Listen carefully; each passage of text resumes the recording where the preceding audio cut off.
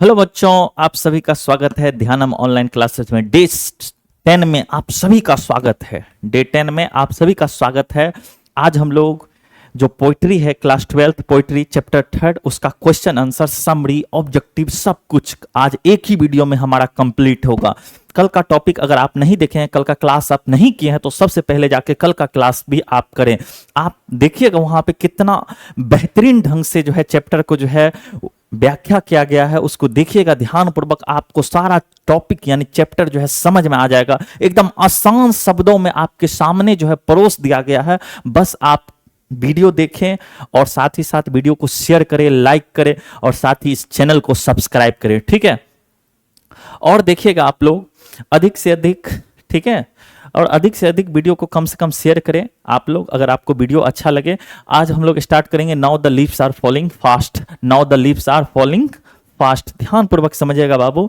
Now the leaves are falling fast यानी पत्तियां अब बहुत तेजी से गिरने लगी है। W.H. ऑर्डन साहब की यह रचना है। किन की रचना है? W.H. ऑर्डन साहब की यह रचना है। पत्तियां अब तेजी से गिरने लगी है। उन्हीं के बारे में हम लोग कल पढ़े थे, उनके जीवन के बारे में और पोइट्री में जो उन्होंने बताया है उसके बारे में हम लोगों ने पढ़ा था। इसलिए कल का वीडियो जरूर आप वॉच करें, कल का वीडियो देखें और देखिएगा कितना आसानी से जो है आपके चैनल पे जो है अवेलेबल है। आप प्लेलिस्ट खोलिएगा, आप ध्यानम क्लासेस सर्च कीजिए और जाइए प्लेलिस्ट में। वहां पे जो है इंग्लिश का आपको जो है पूरा सीरीज मिल जाएगा। वहां पे आप शुरू से भी देख सकते हैं, यानी चैप्टर 1 से भी आपको वीडियो वहां पे अवेलेबल है। साथ ही टेंस का भी टॉपिक चल रहा है, तो आप दोनों कर सकते हैं। आप हमारे चैनल के माध्यम से आप अपनी इंग्लिश की तैयारी बहुत ही अच्छे ढंग से आप कंप्लीट कर सकते हैं। साथ ही अपनी 12वीं के एग्जाम में आप अच्छा अंक प्राप्त कर सकते हैं। जी हाँ बच्चों, सिर्फ आपको वीडियो में बने रहना है और वीडियो को अधिक से अधिक कम से कम शेयर कीजिए, आप लोगों से अनुरोध है। चलिए आगे बढ़ते हैं और आज का मोटिवेशन देखते हैं, ठीक है। तो सबसे पहला देखते हैं, now the leaves are falling fast यानी पत्तियां आप तेजी से गिरने लगी है। किनकी रचना है? W.H. ऑर्डन की रचना है। विस्टन ह्यू ऑर्डन की रचना है। और सबसे पहला चीज यहाँ पे इनका जन्म याद है आप लोगों को? कितना था? 1907 में था। इनका मृत्यु याद है? 1973 में था। और इनको कब मिला था पुलित्जर प्राइज याद है? 1948 में मिला था। याद रहेगा बच्चों कब मिला था इनको? 1948 में द एज ऑफ एंग्जाइटी के लिए जो है इनको पुरस्कार मिला था, ठीक है। अब आगे देखते हैं आज का मोटिवेशन। एकदम आज का मोटिवेशन, क्लास पूरा ऊर्जावान होना चाहिए, ऊर्जा से भरा होना चाहिए, ठीक है। तो आज का मोटिवेशन देखिएगा, सक्सेस की बड़ी एक खासियत बात है, यानी सक्सेस उन्हीं को मिलती है जो व्यक्ति मेहनत के पीछे भागता है। यानी आप मेहनत के पीछे भागिएगा, सक्सेस आपके पीछे जो है भागेगा। आप सिर्फ मेहनत के पीछे भागिए, सक्सेस खुद ब खुद आपके पीछे चल करके आएगा। तो आज का मोटिवेशन देखिए बच्चों, सक्सेस की सबसे बड़ी खास बात है कि वह मेहनत करने वालों के पीछे जो है फिदा हो जाती है, उनके पीछे लग जाती है। यानी आप सिर्फ मेहनत के पीछे लगिए, सक्सेस खुद ब खुद आपके पीछे लग जाएगा। आपको सिर्फ जो है मेहनत के पीछे लगना है, ठीक है। तो लेट्स स्टार्ट। चलिए सबसे पहला क्वेश्चन देखिएगा, answer the following question briefly. निम्नलिखित प्रश्नों के संक्षिप्त में उत्तर दे। क्या चीज? निम्नलिखित प्रश्नों के संक्षिप्त में उत्तर दें। तो पहला देखिएगा, पहला क्वेश्चन यानी कि आपका chapter 3 now the leaves are falling fast यानी W.H. ऑर्डन साहब की जो रचना है उनका जो चैप्टर है, उनका पहला जो क्वेश्चन है उसको देखते हैं। पहला क्वेश्चन कह रहा है, what does the poet mean when he says, यानी कवि क्या कहना चाहते हैं।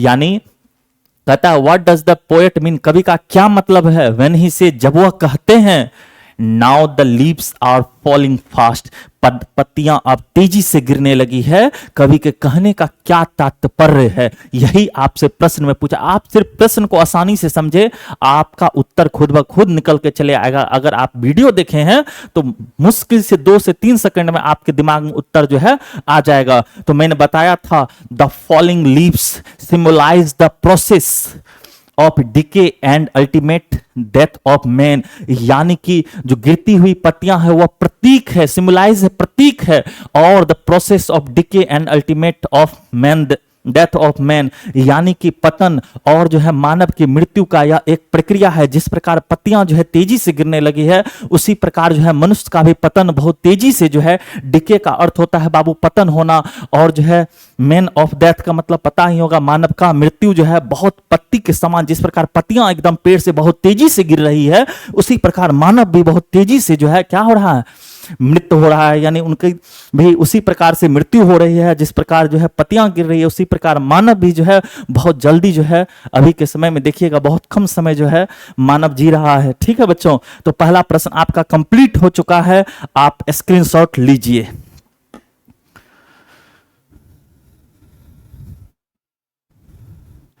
Second question, what are the words in the second stanza, यानी द्वितीय छंद। स्टेंजा का अर्थ क्या होता है बाबू, एक एक वर्ड का अर्थ समझिए। स्टेंजा का अर्थ होता है छंद, सेकंड का मतलब आप लोग जानते ही होंगे, यानी द्वितीय छंद में कौन सा शब्द है, डेट सजेस्ट, जो संकेत करता है डेथ, मृत्यु को, और द इफेक्ट ऑफ डेथ, और मृत्यु के प्रभाव को, ऑन अ ह्यूमन बॉडी, मानव शरीर पर जो है मृत्यु और मृत्यु के प्रभाव को द्वितीय छंद में कौन सा शब्द जो है संकेत करता है। यही आपसे प्रश्न पूछा जा रहा है, जो मानव शरीर पर जो है मृत्यु और मृत्यु के प्रभाव को जो है द्वितीय छंद में कौन सा शब्द जो है संकेत कर रहा है, यही तो आपसे पूछा जा रहा है। बस तीनों को शब्द तो सेकंड स्टेंजा जाकर के बुक है तो खोल कर देखिए ना, द्वितीय स्टेंजा में जाकर के देखिएगा, आपको 3 शब्द मिलेगा। कितना? 3 शब्द। तो और 3 शब्द कौन कौन सा है, तो विस्परिंग नेवर्स है, मौत का दूत, मौत का दूत मैंने बताया था इसका अर्थ क्या होता है, एजेंट और मैसेंजर ऑफ डेथ। ठीक है, उसके बाद प्लक, उसके बाद फ्रीज, यही 3 तो शब्द था। आपको लिखना होगा इन the second stanza the following words, यानी द्वितीय छंद में जो निम्नलिखित शब्द हैं, suggest, death and the effect of death, मृत्यु और मृत्यु के प्रभाव को मानव शरीर पर यानी ऑन ह्यूमन बॉडी पर दिखाता है, whispering nevers, pluck and the freeze, यही 3 शब्द है। याद हुआ, whispering nevers, pluck and freeze, 3 शब्द, whispering nevers, pluck and freeze. याद हुआ आपको कि वीडियो में याद करवा देंगे आप लोगों को, आप लोग सिर्फ वीडियो में बने रहे, एकदम पूरा ऊर्जा से आप बैठे पढ़ने के लिए। आप कॉपी रखें और जो है स्क्रीनशॉट ले और तुरंत उसका क्वेश्चन आंसर बनाने के लिए बैठे, और 2 बार 3 बार आप लिखें, आपको खुद ब खुद आ जाएगा। सिर्फ आप वीडियो में बने रहे, एकदम वीडियो को जबरदस्त ढंग से जो है वीडियो को लाइक करें। ठीक है बच्चों, स्क्रीनशॉट लीजिए। क्वेश्चन नंबर 3 देखिए, question number 3, how do we complete our last journey to the grave, यानी कि how do complete our last journey, हम हमारे अंतिम यात्रा को किस प्रकार से जो है ग्रेव यानी कब्र तक लेके जाते हैं, कब किस प्रकार से हम जो है अपनी यात्रा कब्र तक पूरा करते हैं। ग्रेव का अर्थ होता है बाबू कब्र, और हमारे यहाँ इसको शमशान कहा जाता है। ठीक है, तो इंडिया में देखिएगा तो बहुत जगह शमशान, अलग अलग जाति धर्म में अलग अलग बात है। तो यहाँ पे डायरेक्ट समझिएगा, जो हमारे जीवन का जो अंतिम क्षण है, हम किस प्रकार से कब्र तक जाते हैं, किस प्रकार से हम लोगों को ले जाया जाता है। क्योंकि यह कविता, यह पोयम जो है अमेरिका का है, कुछ इंग्लैंड का भी पार्ट है।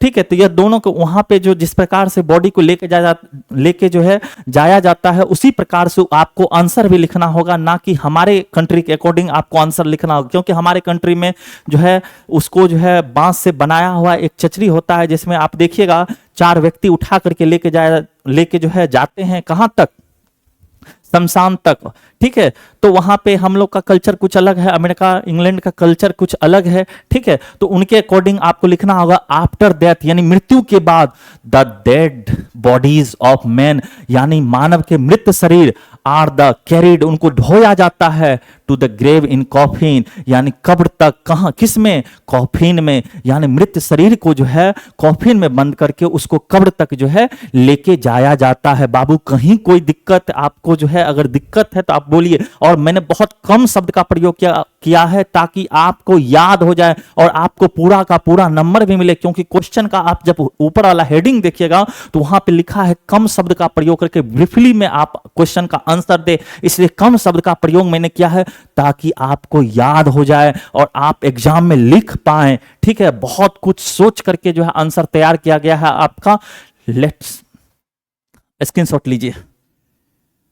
ठीक है, आगे देखिए, नेक्स्ट क्वेश्चन नंबर 4 आप लोग देख सकते हैं, कहता है what do trolls do in the leafless wood, यानी कि पर्ण रहित जंगलों में ट्रॉल्स जो है क्या करता है, पर्ण रहित पत्ती रहित जंगलों में, यानी वह जंगल जहां पे पत्तियां ना हो, जहां पेड़ पर पत्ती ना हो, उस जंगल में ट्रॉल्स क्या करता है। तो मैंने कल बताया था, कल वाला आप वीडियो जरूर देखें। आप कल वाला वीडियो देखेगा तो आज का क्वेश्चन आंसर आपको और आसान लगेगा। ठीक है बाबू, तो देखिएगा, trolls run search of food, troll वहां दौड़ता है और अपने फूड को सर्च करता है, ढूंढता है इन द लीफलेस वुड, उसी पर्ण रहित जंगलों में जो है वो अपने फूड को क्या करता है, ढूंढता है, सर्च करता है। ठीक है बाबू, कहीं कोई दिक्कत है तो आप कमेंट कीजिए।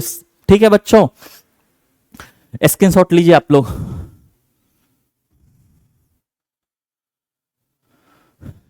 क्वेश्चन नंबर 5 देखिए, क्वेश्चन नंबर 5 एकदम वीडियो में बने रहे। ठीक है बच्चों,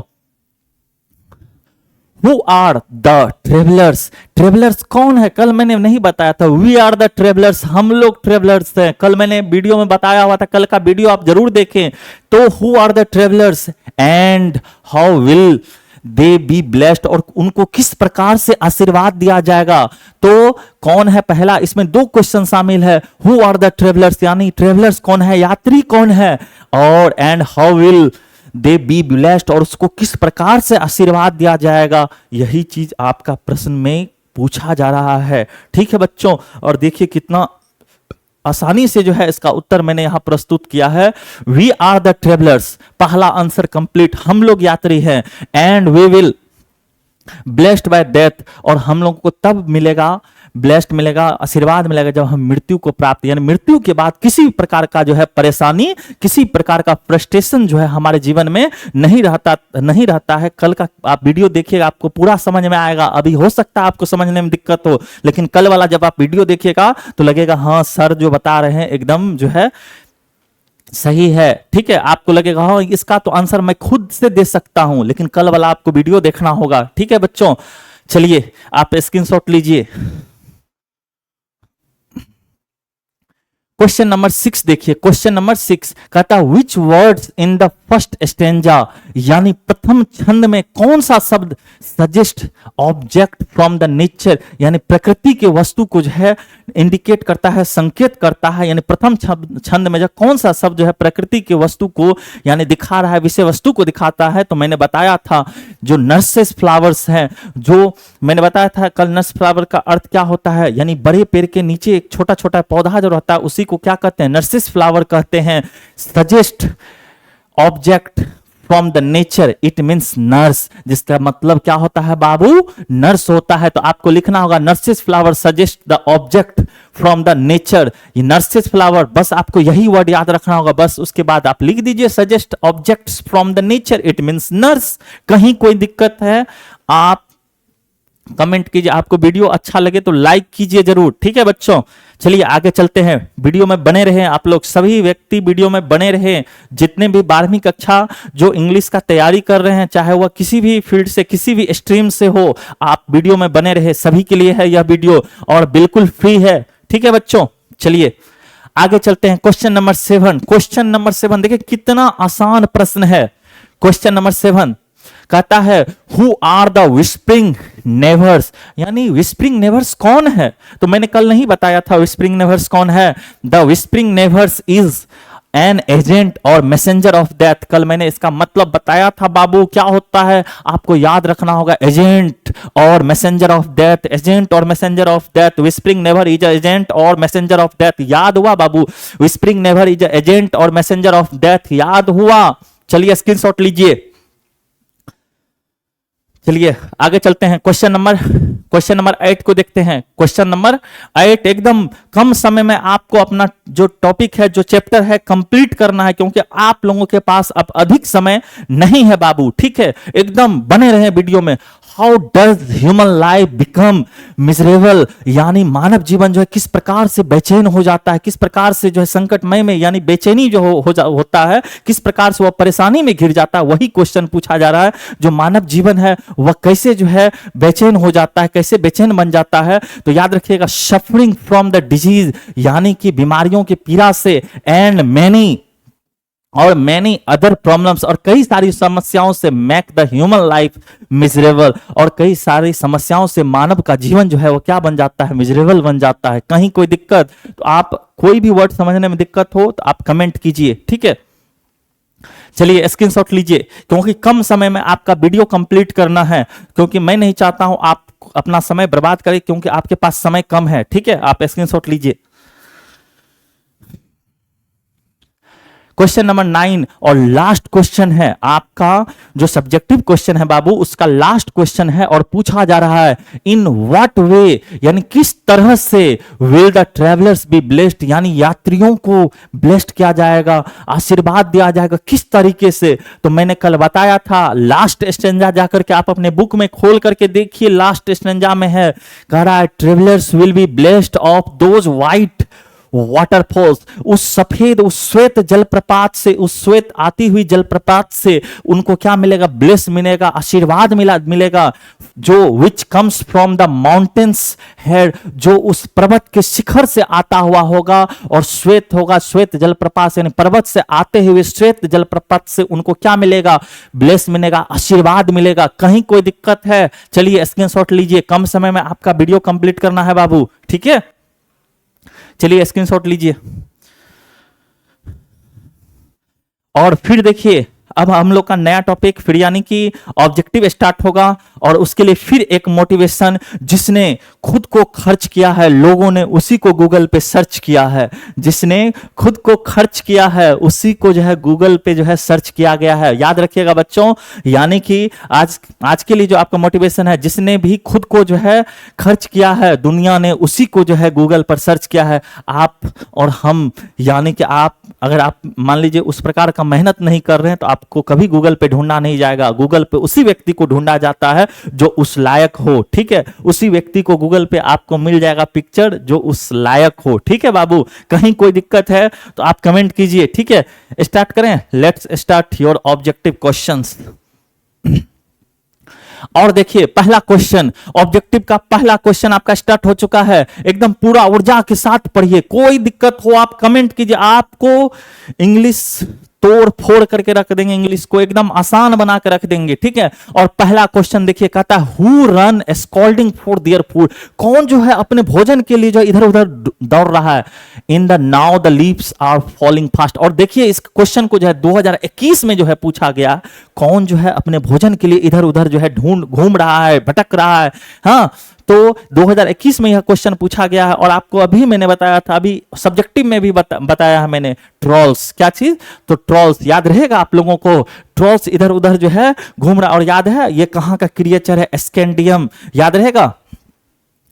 चलिए आगे चलते हैं, second number, question number second, याद रहेगा बाबू। क्वेश्चन नंबर सेकेंड कह रहा है now the leaves are falling fast talks about death of human life, यानी कि पत्तियां आप तेजी से गिर रही। इसमें जो बात किया जा रहा है death of the human life, मानव के किसके बारे में बात किया जा रहा है, तो फ्रस्ट्रेशन के बारे में बात किया जा रहा है। इसका अर्थ होता है बाबू निराशा, ठीक है। निराशा, हताशा जो मानव के साथ हो जाता है, मानव जो है निराश हो जाता है, उसी के बारे में इस चैप्टर में बात किया गया है। कल का वीडियो आप देखिए ना, आपको आसान हो जाएगा, ठीक है।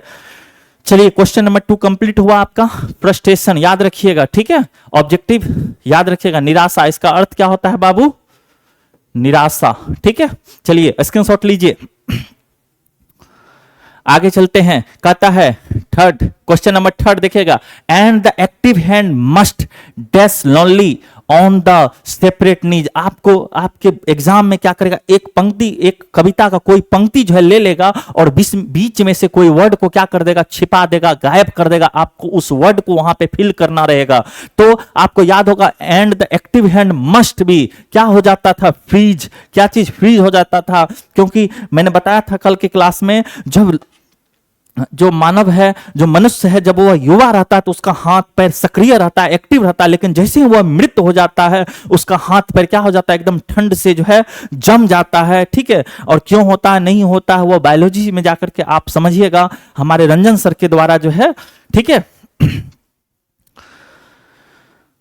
चलिए क्वेश्चन नंबर 4, आपने इसका स्क्रीनशॉट लिया, स्क्रीनशॉट लीजिए पहले, ठीक है। चलिए क्वेश्चन नंबर 4 को देखिए, क्वेश्चन नंबर 4 को देखिए, कहता है and the Nightingale is dumb is from, यानी बुलबुल अब चुप है। क्या चीज? बुलबुल अब चुप है। Choose the correct option. अब देखिए 2020 में पूछा गया, 2019 में पूछा गया है, और यह कौन से चैप्टर से लिया गया है? तो आपको वैसे भी दिमाग लगाइएगा, बुलबुल यानी पेड़ पौधा जहां पे होगा, तो देखिए ना, now the lips are falling, पत्तियां आप तेजी से गिरने लगी है, उसी का है, उसी का एक पंक्ति लिया गया है। कहीं कोई दिक्कत आप क्वेश्चन कीजिए, ठीक है बाबू। हाँ चलिए आगे चलते हैं। आगे क्वेश्चन नंबर 5 देखिए, कहता है whose white waterfall could bless travellers in their last dash 2022 में पूछा गया है। तो लास्ट डिस्ट्रेस, कहीं कोई दिक्कत आप कल का क्लास जरूर करें, ठीक है? कहीं कोई दिक्कत है आप कमेंट कीजिए, कोई दिक्कत नहीं होना चाहिए। चलिए कल का क्लास आप जरूर किए होंगे, मुझे आशा है। चलिए आगे चलते हैं। क्वेश्चन नंबर 6 आप स्क्रीनशॉट ले लीजिए।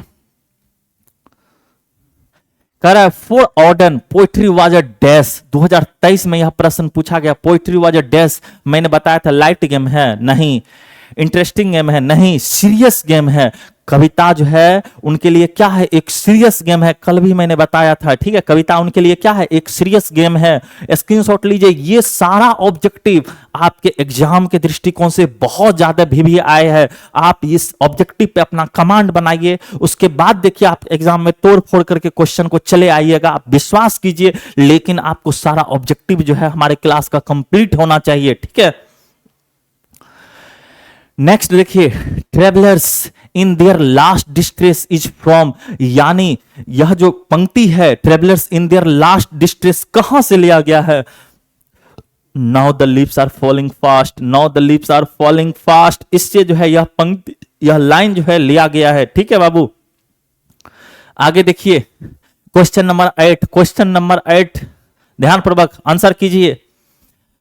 Human life is no better than, किससे जो है मानव जीवन अच्छा नहीं है? ये तो ये मैंने बताया था, डेथ यानी मृत्यु से अच्छा जो है मानव जीवन नहीं, मृत्यु ही जो है सत्य है। ये पिछले चैप्टर में मैंने बताया था, मृत्यु को ही जो है, मृत्यु ही सत्य है, मृत्यु से अच्छा कुछ भी नहीं है। कल के टॉपिक में मैंने बताया भी था, W.H. ऑर्डन साहब कहते हैं मृत्यु जिसका हो जाए उसको कोई समस्या नहीं रहता, ठीक है? लेकिन आप लोग इस सब चीज पे ध्यान ना दे। आप अपने जीवन बहुत ज्यादा अनमोल है।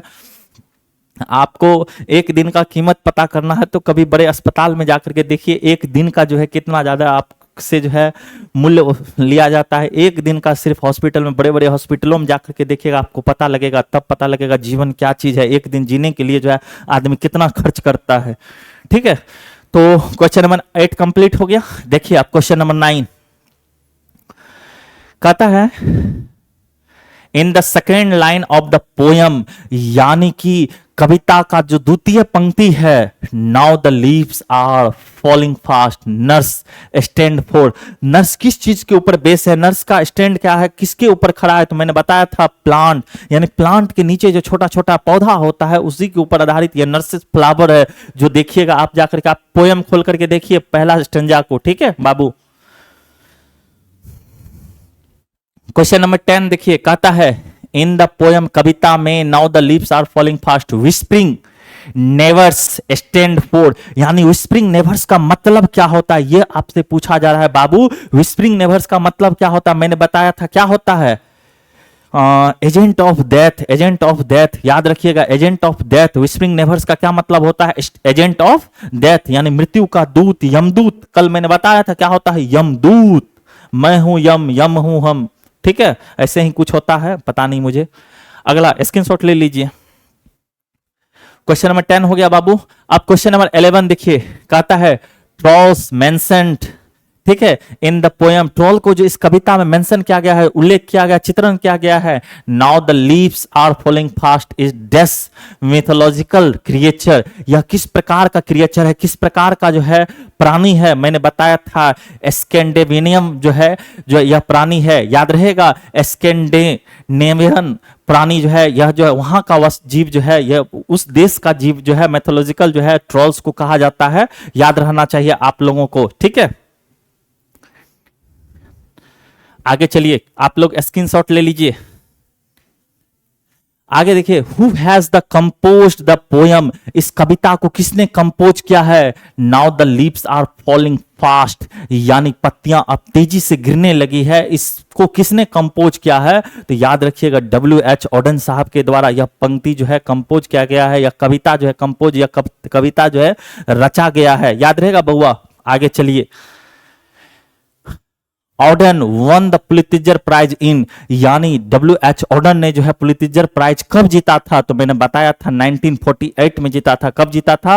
1948 में जो है यह कविता, यह जो प्राइज जो है उन्होंने जीता था। क्वेश्चन नंबर 13 ध्यान पूर्वक देखिए, अगला देखिए, now the leaves are falling is dash, तो मैंने बताया था कल ही, यह एक लिरिक है। क्या है? यह एक लिरिक है, याद रहना चाहिए। Now the leaves are falling fast क्या है? एक लिरिक है। ठीक है, आगे चलिए, स्क्रीनशॉट लेते चलिए आप लोग। आगे देखिए, question number 15, now the leaves are falling fast dash the frustration inherent in human life, यानी मानव जीवन के अंतर्निहित निराशा और किस चीज को जो है इसमें दिखाया जाता है? तो रिएक्ट नहीं, इनेक्ट। इनेक्ट का अर्थ होता है अभिनय करना, यानी कि यहाँ जो पत्तियां है वह किस चीज का अभिनय कर रही है? तो मानव जीवन जिस प्रकार से बहुत तेजी से खत्म हो रहा है उसका जो है यहाँ पे अभिनय, यानी रोल निभाना, उसका वह जो है अभिनय कर रही है यहाँ पे। ठीक है बाबू, कहीं कोई दिक्कत है तो उसको आप लोग कमेंट जरूर कीजिए।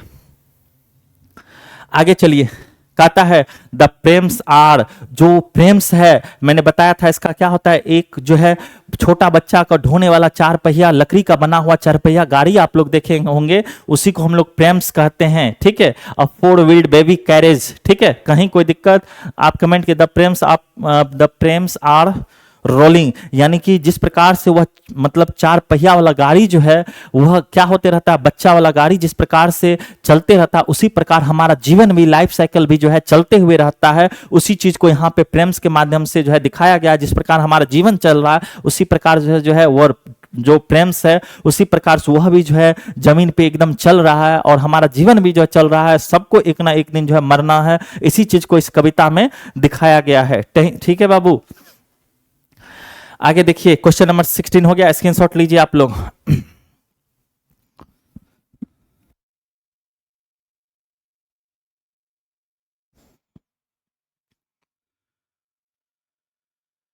आगे देखिएगा, the leaves are falling dash, तो स्लो सून फास्ट नहीं, the leaves are falling fast, जो पत्तियां हैं वह तेजी से गिरने लगी है। ठीक है बाबू, आगे देखिएगा, trees set there leaves in dash, यानी पत्ती, जो पेड़ है वह अपनी पत्तियां कब नीचे गिरा देती है? तो मैंने बताया था कल के टॉपिक में, ऑटम, यानी ऑटम के सीजन में जो पेड़ है वो अपनी पत्तियां को क्या कर देती है? गिरा देती है।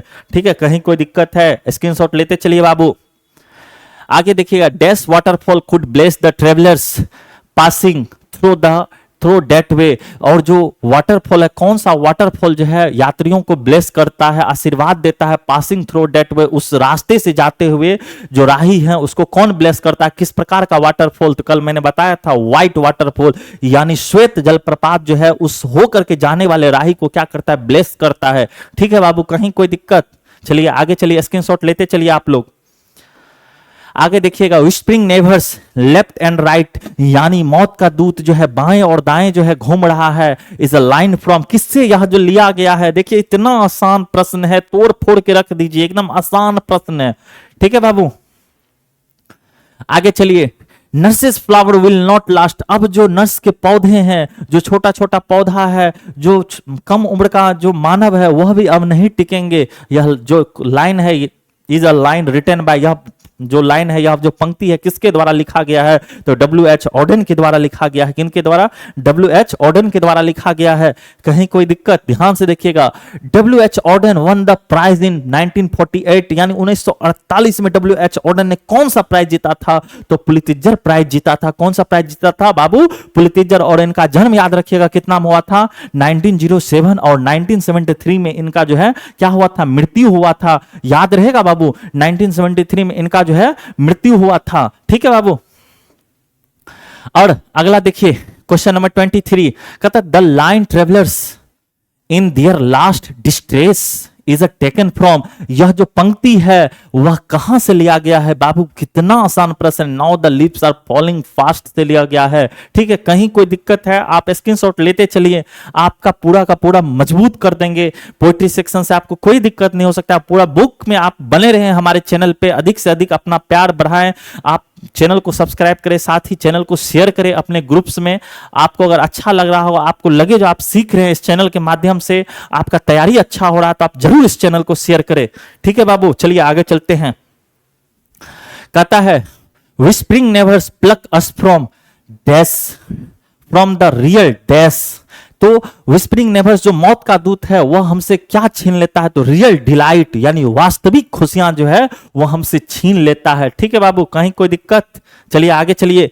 कहता है what does the poem now the leaves are falling falling fast enact, यानी व्हाट डज द पोएम, कविता में क्या चीज the now the leaves are falling fast को इनेक्ट करा, अभिनय कर रहा है? क्या चीज? तो फ्रस्ट्रेशन यानी हताशा का जो है अभिनय हो रहा है। यानी मानव जिस प्रकार अपना जो है धैर्य खो देता है उसको इस कविता में दिखाया गया है। ठीक है बाबू, चलिए। For which creation was W.H. Auden awarded the Nobel prize, यानी किस क्रिएशन के लिए जो है W.H. Auden को जो है प्राइज मिला था? द पुलित्जर प्राइज मिला था। The age of anxiety, the age of anxiety के लिए जो है उनको पुलित्जर प्राइज मिला था। कितना बाबू? तो 1948 में। कितना बाबू? 1948 में जो है इनको जो है मिला हुआ था। कहीं कोई दिक्कत? चलिए आगे चलते हैं बाबू। कहता है dash the never seize our soul, यानी कौन सा चीज, यानी एक लाइन दे दिया गया और इसमें से एक वर्ड को हाइड कर दिया गया है, वह जो हमारी आत्मा को सीज कर लेता है, खींच लेता है, बांध लेता है। वह क्या चीज है? तो विस्परिंग नेवर्स जो मौत का दूत है, जो विस्परिंग नेवर्स है जो मौत का दूत है, वह हमारी आत्मा को क्या कर लेता है? बांध देता है। कहीं कोई दिक्कत बाबू? चलिए, आपको अगर वीडियो अच्छा लगे तो जरूर अपना प्यार दें वीडियो पर। देखिए, आपसे क्वेश्चन समरी भी पूछा जाता है और मेरे हिसाब से आप समरी पे अगर तैयारी करना चाहते हैं तो आप पोइट्री जो है सेक्शन पे करें। पोइट्री खंड से आप अपना समरी का तैयारी कर लें, बेहतर होगा और अधिक मार्क भी जो है आपको जो है प्राप्त होगा। इस बात को ध्यान में रखें। आपको अधिक मार्क्स अगर उठाना है तो आप पोइट्री पर जो है ध्यान दें। पोइट्री से अधिक क्वेश्चन भी आता है, एक समरी तो फिक्स ही है, तो इसलिए पोइट्री पर आप अधिक फोकस करें। तो देखिएगा, write the summary of the now the leaves are the falling fast, यानी कि इसके ऊपर जो है कह रहा है now the leaves are falling fast पे समरी लिखने के लिए। और यह प्रश्न जो है देखिए कितना बार पूछा जा चुका है, 2013 में, 2016 में, 2022 में, 2024 में, 2013 में, 2016 में, 2022 में, 2024 में जो है यह प्रश्न जो है पूछा गया है बाबू। ठीक है, और चलिए देखते हैं और इसका लिखने का स्टेप आप सीखने का प्रयास कीजिएगा। हो सके आप स्क्रीनशॉट लेके 2 बार 4 बार लिखें, आपका जो है यह समरी कंप्लीट हो जाएगा, क्योंकि इंपॉर्टेंट है समरी आपके लिए। ठीक है,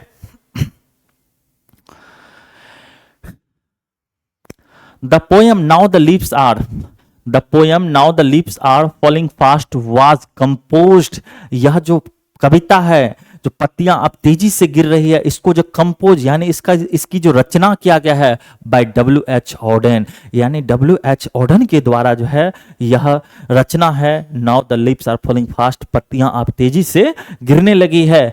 ही वॉन द प्राइज, ठीक है, he won the prize in 1948 for his collection the age of anxiety, उन्होंने जो है 1948 में द एज ऑफ एंग्जाइटी के लिए जो है पुलित्जर प्राइज भी जीता था। और ऑब्जेक्टिव में भी देखिए, इससे भी 1-2 ऑब्जेक्टिव अगर आपको ये हो जाएगा ना, तो अगर ऑब्जेक्टिव 1-2 इधर उधर चले आए तो इसी से आपका हो जाएगा। ठीक है, आगे देखिएगा, कह रहा he was a versatile poet, यानी वह एक बहुमुखी थे। उसके बाद इंटेलेक्चुअली जो है कवि थे, ठीक है, बौद्धिक थे, एंड विग्रस पोएट थे, ऊर्जावान कवि थे, वर्स ड्रामेटिस्ट थे, नाटककार थे, क्रिटिक थे, आलोचक थे, ट्रांसलेटर थे, अनुवादक थे, एंड एडिटर थे और संपादक थे।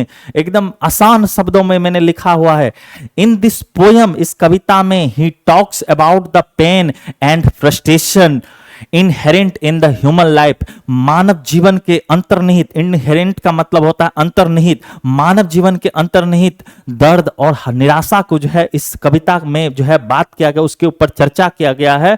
ठीक है, the falling leaves symbolise the process of decay and the ultimate of death man, यानी यह जो गिरती हुई पत्तियां है वह प्रतीक है प्रोसेस ऑफ डिके, पतन होने की प्रक्रिया का, और अल्टीमेट डेथ ऑफ मैन यानी मानव के मृत्यु का जो है यह एक प्रतीक है। कहीं कोई दिक्कत स्क्रीनशॉट लीजिए, और आपसे अनुरोध है आप कम से कम इस चीज को 2 बार 4 बार लिखिए कॉपी पर, ठीक है बाबू, आप कम से कम 2 बार 4 बार इस चीज को लिखें, आपका समरी कंप्लीट हो जाएगा, ठीक है। आगे देखिएगा, the poet says that now the leaves are falling fast, यानी कभी जो है इसमें कहते हैं पत्तियां अब तेजी से गिरने लगी, इसमें कभी कहते हैं it means all the human beings are going towards death, उनके कहने का मतलब जितने भी मानव है वह सभी मृत्यु की ओर जा रहे हैं, और वेरी फास्ट बहुत तेज जा रहे हैं, ड्यू टू द सफरिंग यानी पीड़ा के कारण, एंड डिजीज बीमारियों के कारण। The poet tries to expose, और कभी कोशिश करते हैं एक्सपोज यानी उल्लेख करने का, द फ्रस्ट्रेशन निराशा को, एंड क्राइसिस यानी संकट को, इन मॉडर्न लाइफ मानव जीवन का जो निराशा है, जो क्राइसिस है, संकट है, उसका जो है एक्सपोज करने यानी दिखाने का प्रयास करते हैं, उल्लेख करने का प्रयास करते हैं। द पोएट सेज दैट, और कभी कहते हैं when the leaves are fall from the tree, जब पत्तियां तेजी से जो है पत्तियां जब पेड़ से गिरती है, द वुड बिकम्स लिफलेस, और जो पेड़ होते हैं वह जो लकड़ी होता है वह क्या हो जाता है, पत्ती विहीन हो जाता है, पत्ती रहित हो जाता है। इन द सेम उसी प्रकार से way of human beings with their fulfilled desire become a physically weak, जब उसकी इच्छा जो है पूरा ना हो तो वह जो है फिजिकली यानी कि अपने शारीरिक रूप से जो है क्या हो जाता है, फिजिकली का अर्थ होता है बाबू शारीरिक रूप से, वह क्या हो जाता है, वीक हो जाता है, कमजोर हो जाता है। And finally get the separate from the crowd of people, और जो है लोगों की भीड़ से वह जो है धीरे धीरे गायब होने लगता है। लोगों की भीड़ से गायब होने का मतलब समझ गए ना, यानी कि धीरे धीरे उन जो है वही टेंशन वही निराशा जो है उनको जो है मृत्यु की ओर लेकर के चला जाता है। एंड कहा आगे द अंडरलाइंग आइडियाज, यानी यह जो विचार है, जो अंतर्निहित विचार है in this poem, that death of the certain, मृत्यु निश्चित है। तो याद रखिएगा द अंडरलाइंग आधारभूत विचार के अनुसार या मूलभूत, अंडरलाइंग का मतलब होता है मूलभूत विचार के हिसाब से, in this poem death is certain, यानी मृत्यु निश्चित है। इस कविता के अनुसार से यही दिखाने का प्रयास किया गया है, आखिर में सबको जो है मृत्यु को प्राप्त करना है। तो इस चीज को लेकर के आप परेशान ना हो, ठीक है। चलिए, आपको वीडियो अगर अच्छा लगा हो, आपका एक ही वीडियो में सारा कुछ कंप्लीट है, आप स्क्रीनशॉट लेना चाहते हैं ले सकते हैं। तो थैंक यू जो आपने प्यार दिया है हमारे पिछले लेक्चर के ऊपर, इसके लिए मैं तहे दिल से आप सभी लोगों का धन्यवाद देता हूं, और अपना प्यार बनाए रखें, ठीक है बाबू, धन्यवाद।